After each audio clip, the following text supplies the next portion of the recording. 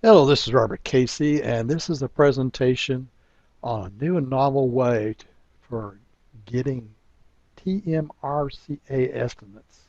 That's time to most recent common ancestor.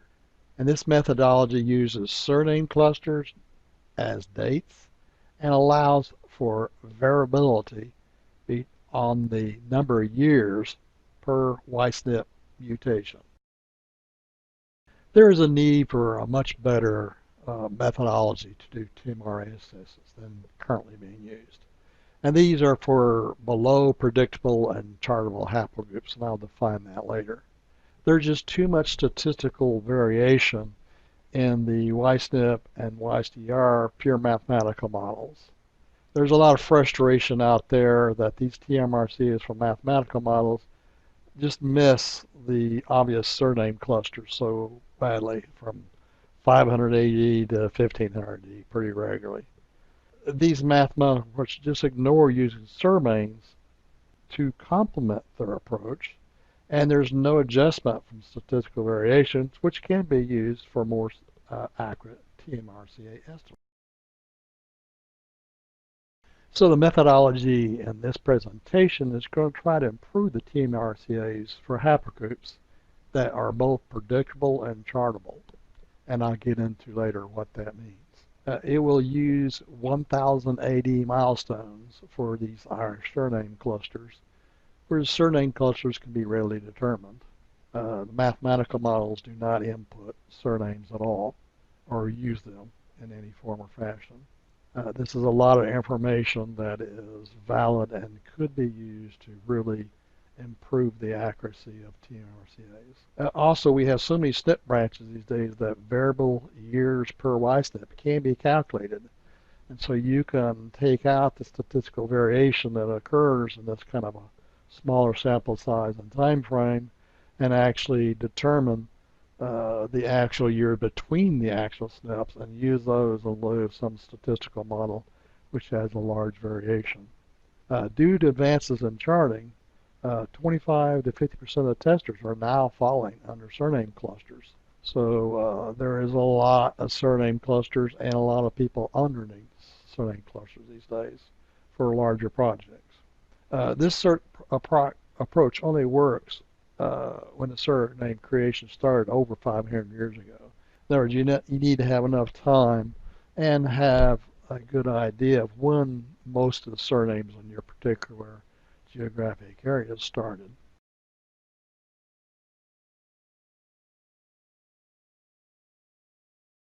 Statistical variation can be reduced and eliminated by calculating the actual years per SNP between the creation of your haplogroup and surname clusters. It will be years before pure mathematicals will have enough sample size to create accurate.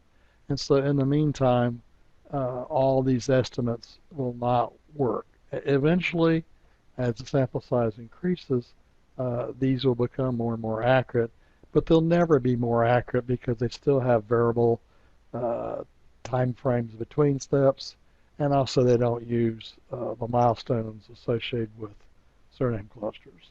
With dozens of surname clusters at 1000 AD, the actual real SNPs per number of years per SNP can be calculated.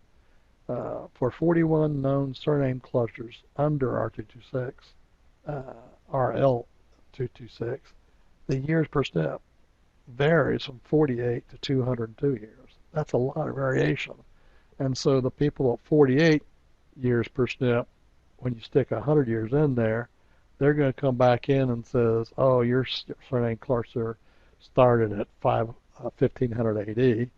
And the people at 200 years per SNP, they're going to come back and say, oh, your surname cluster started around 500 AD. So this is the problem with statistical variation in small sample sizes.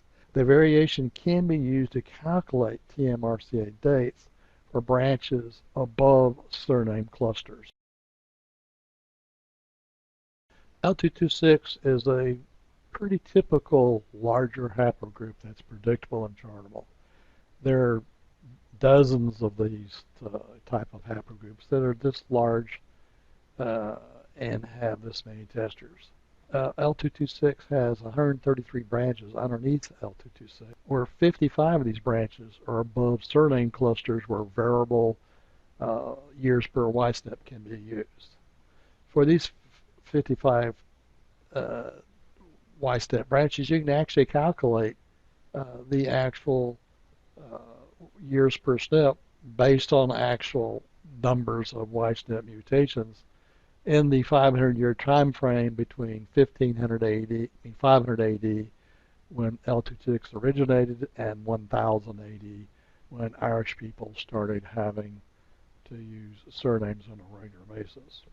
There are also 42 branches underneath surname clusters where the averages can be used, and another 36 more branches where no surname cluster is below where averages can be used as well. So what is a surname cluster? A surname cluster requires that any YSNP or YSDR branch from charting must have at least 5 testers with the same surname, and this includes the obvious spelling surname variants. Also, it cannot have NP8s, and these are surnames that don't match under the same branch. It can't be any more than 50%. So it has to be less than 50%. So if you have 8 and 8, that's not less than 50%. If you have 9 on the same surname and 8 not, that would satisfy. The lowest level the branch must satisfy first. So you look at the branch that has 5 in it. If it has under 50% of other surnames, then that branch qualifies. But then you can look at the brothers of those branches because they may have a couple of the same surnames in one branch that's a brother and only one. So you could combine a couple of sons into a surname cluster. And then if everybody in that whole branch above it, you can look at the fathers and see if the surname cluster actually is much older or further up the haplotree than you currently believe. So here is the meat of this methodology. This is an actual spreadsheet that only includes the surname clusters. This particular group is the 26 surname clusters that are 1000 AD. So since L226 is 500 years older than surname clusters, that means the time frame between L226 and these surname clusters is 500 years. You take the top line for the Bryan surname cluster, which is DC 191, it says there's 10.5 YSNPs. The reason that there's not 10 is because the actual surname cluster is below DC 199. It's between it and its sons.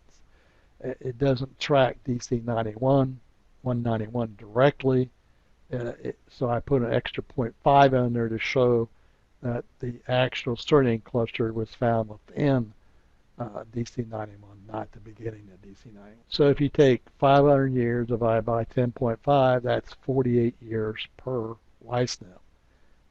This is where your statistical model will come back and say, oh, it's 100 years per SNP. This surname cluster must have started at 1500 AD. But in this case, we're going to take the actual number of YSNPs between the surname cluster and reduce them to 48 years per YSNP. Now, once we do this, all the ones in green are fixed at 48 years. And any other subsequent analysis for the next worst case will have to preserve the 48 years, otherwise you'd be having different calculations for the same branch, and you just can't allow that. So if you go down the line where you start seeing the orangish brown, that's literals, DC80s, and they have 9, so that's 1 less. And it actually starts with a surname, so it's 9. If you did 9 into 500 years, that's 58 years. There again, the additional 7 YSNPs on there are fixed. So if you go down to the next one, which is kind of the gold color, It's for DC 269. You have two SNPs that have been fixed at 48 years. Then you have three that's been fixed at 58 years. And you have another 2.5 generations. So you divide the remaining 2.5 generations of the time left, and you find you have 93 years per generation. So it went up a lot because there's only two Y-SNP branches to get to the surname cluster below these other branches that have quite small years per generation or per Y-SNP mutation. Then you go down to the row of DC866, which is magenta color. You have two at 48 years, and then you have five. So that's at 81 years per Y-SNP for those four. Once you do this for all the surname clusters, and then you can have the calculations for a large number of the Y-SNP branches underneath your haplogroup. Also, if you notice that the average is 6.62 Y-SNPs, that's what the statistical models use, which is around, but it's around 75 years, not 100 years or 120 years or whatever they use. It's when you get more sample size, as is available, and these more prolific haplogroups, the actual years per SNP goes down substantially. And as the number of branches are found and the more surname clusters are found, that number will continue to go down. And so it's a variable number.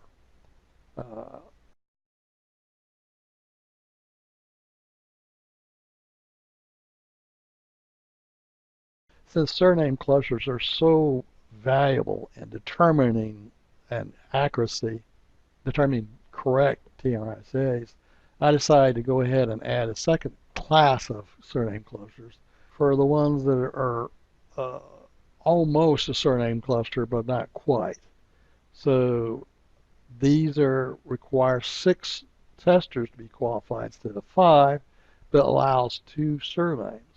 So this is going to be a little bit older than 1000 AD. So I used 50 years older, which is 950 AD. Now, this could be actually a surname cluster and just have an early MPE. But to be conservative a little bit, I'm going to shave off 50 years. These possible surname clusters could be optional, but the more information that you add and have to work with, the higher the accuracy.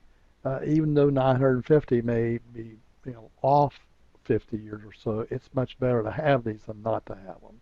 If you want to know the spreadsheet of how all these are calculated, here's a link that you can go and find the actual spreadsheet and see all the calculations and coming up with the TMRC estimate. There are some significant requirements for using this TMRC methodology. First, it only works with haplogroups that are predictable and chartable, and that range is from 1500 to 2500 years before present.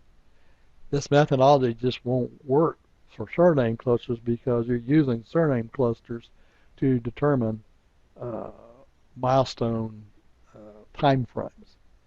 Also, it requires charting. You can't determine a surname cluster without having it charted. So you either have to use SAPP or you have to do this manually, which is a pretty labor-intensive exercise to be able to even attempt this approach.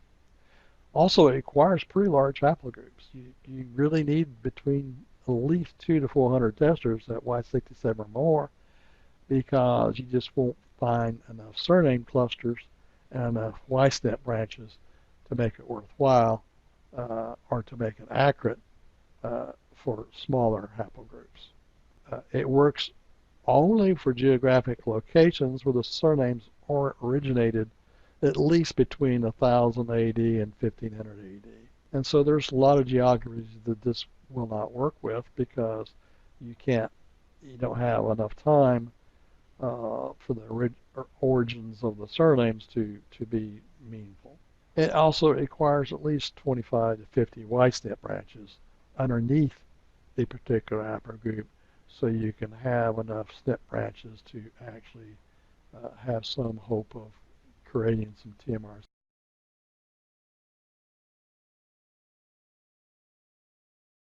So what does this TMRC approach works?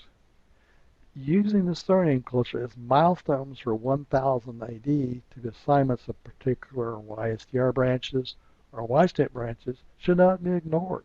This is good information based on a known statistical thing that if you have a lot of the same surname, that particular Y-SNP branch or YSTR branch is very close to 1000 AD. The statistical models just ignore this critical information that can greatly improve the accuracy of your TMRCA. Using surname cluster allows a direct calculation of variable years per SNP for a large percentage of your SNPs. It varies from 48 to 202 years. So this is a large variation, and you can actually determine the variability and assign it. With today's sample sizes, pure mathematical approaches just can't produce accurate estimates because there's too much statistical noise, and they do not implement the obvious surname clusters, which are big milestones that can be used to increase accuracy. Assuming 75 to 100 years per Y-SNP is just too high. When you have a variability of 48, you're going to get a surname cluster that say it's 1500 AD.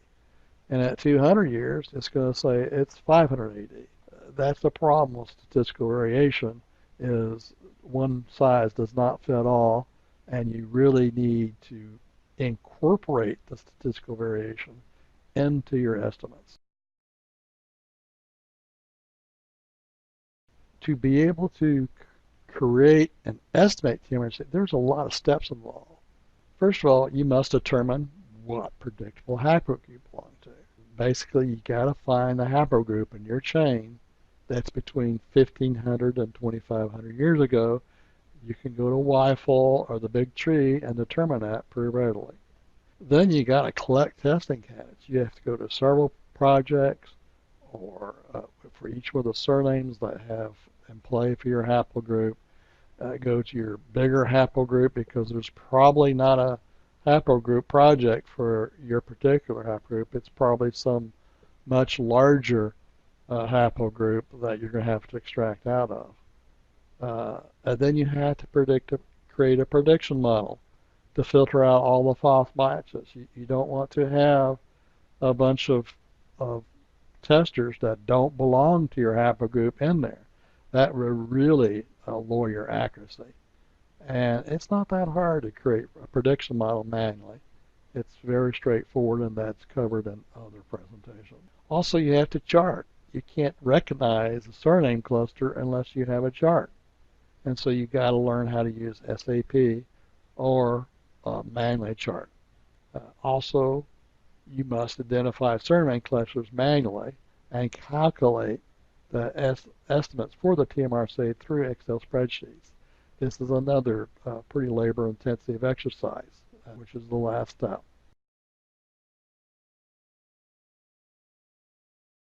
So here are the steps for RL226, which this technology has been vetted for.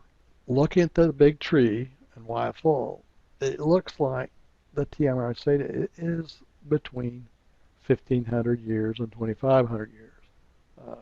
By looking at YFOL and updating its lack of data, I've determined that L226 is around 1500 years per. So it's on the young end, which means your variability is going to be much more restricted because you get only 500 years between the creation of this haplogroup and the introduction of surnames. You got to collect the data from YST reports, and then also you have to recruit matches of from your haplogroup project to join the appropriate haplogroup project or surname project. So this is a lot of effort to collect the data and recruit people.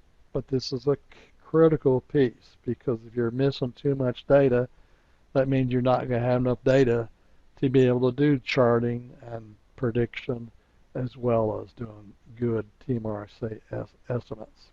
The 9-marker signature of L26 is well known, and an empirical model can be easily made. This is covered in another presentation on prediction, where it shows you step by step how to do prediction of your particular haplogroup. Also, manual charting or SAP works very well. So don't be afraid to use these tools. Get comfortable with them. This is, SAP is has some issues, but it works, much better than trying to do it manually yourself. And then if you do it manually yourself, you can use SAP to sanity check your manual, because SAP automatically finds those surname clusters extremely well. It's pretty obvious where once you have a chart, you can figure out the surnames pretty easily, and you've been given some criteria of what are surname clusters, and you can vary those definitions a little bit to be more aggressive or more conservative to your particular.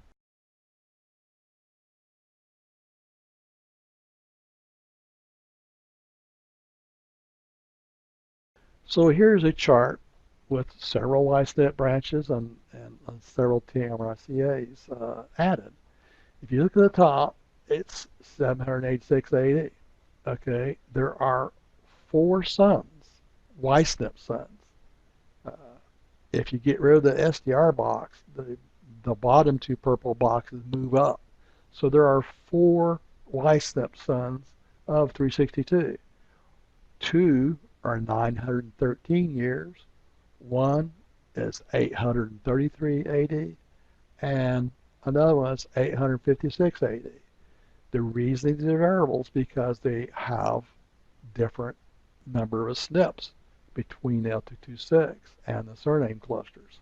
So don't freak out if the sons don't have the same dates, because there could be a lot more Y SNPs in that branch, indicating that it's probably a lot older. If there's a lot more Y SNPs to get there, then the years per Y SNP is smaller, so it'll be an older date. And then if you look on the left, below the purple box on the left, there's a TMRCA equals 1000 AD. If you look below that, there are 1, 2, 3, 4, 5, 6, 7 testers that all have the O'Malley surname. So that's a good solid surname cluster, it just jumps out at you. Now if you go up to DC 735, you add one more tester, a Roche. Since he is not an O'Malley, that means he got a 100% MPE rate, and you can't move up the TMRCA to track DC 735 because Roche is. And if you had a second one that's O'Malley, or 2 more O'Malleys in that other branch, then you could move up the TMRCA to the DC 735 time frame. As with charting, you have to be able to be prepared to update TMRCA estimates on a regular basis. Every time you get a new Y-step branch or a new surname cluster is found on a regular basis, these will change the calculations. Also, new intermediate branches above surnames will really dramatically reduce the Y-steps per years per Y-step, because now you've increased the count of number of Y-steps.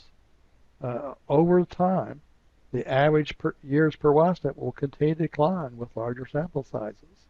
When I first started out in L226, it was around 80 or 90 years was the worst case. Now it's down to 48 years. Every 3 to 6 months, that number will change. TMRCA estimates, just like manual chart, take a significant amount of time to keep updated. So you have to really be dedicated to a haplogroup to be able to perform these kind of duties.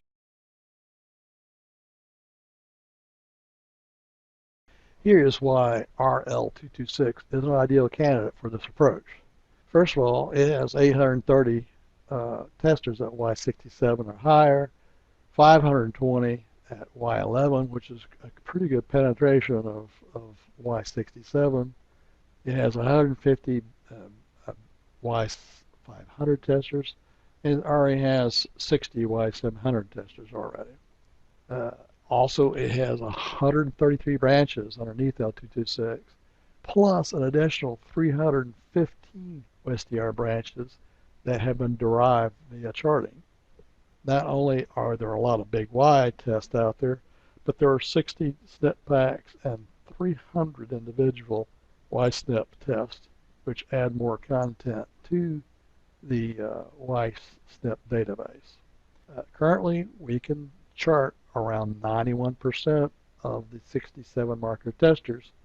The last 9% can't be charted because they have signatures that don't match people who have been Y-SNP tested, so we don't know where in the tree they belong because they don't match signatures of existing people who have Y-SNP testing, so they just can't be placed at this point in time with any kind of accuracy. 42% of the L22 testers now belong underneath surname clusters. Just 6 months, a year ago, this was 10 or 20%. So we have reached the threshold where the number of surname clusters are getting high enough to really make this methodology a lot more reliable. There's 31 surname clusters of both type. These really enhance the TMRCA calculation.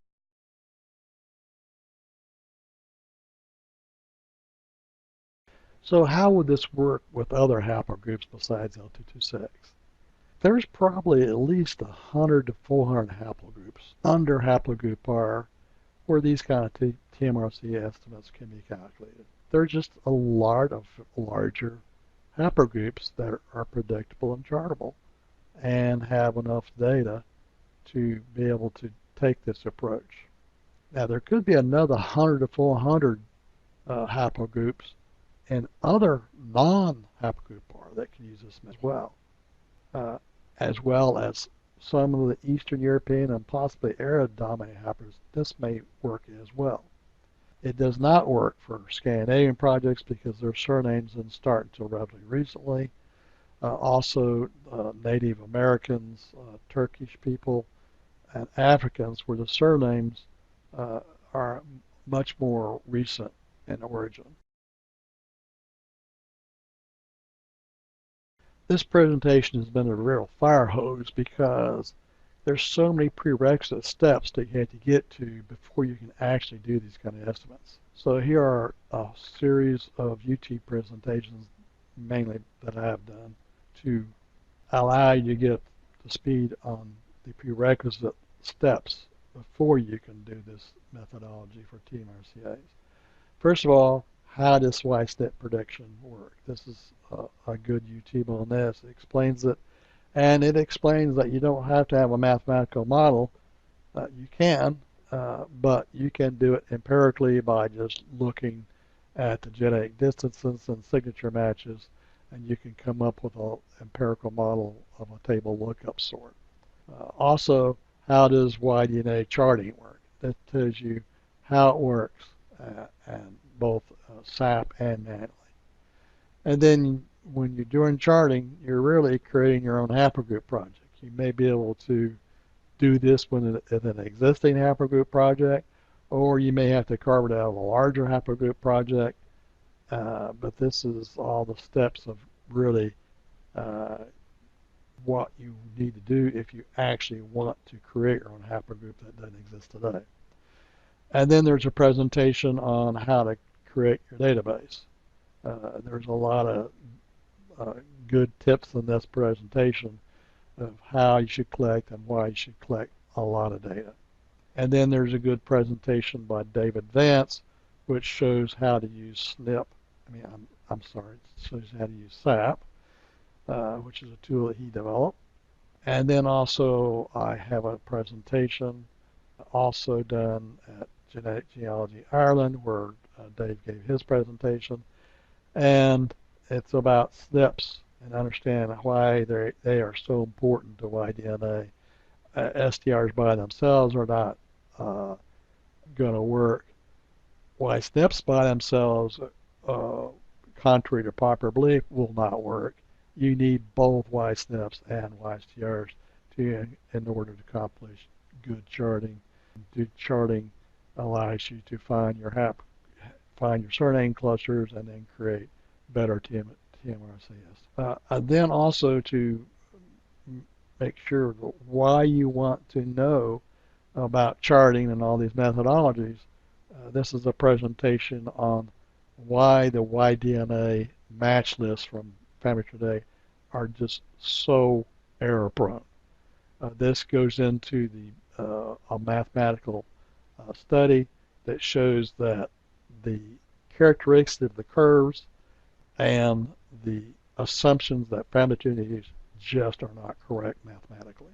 And if you want to find more better presentations on Y-DNA in general, just go to YouTube and search Genetic Genealogy Ireland, and there's dozens of really excellent presentations on Y-DNA to get you up to speed. Hope you enjoyed this presentation and look forward to your feedback.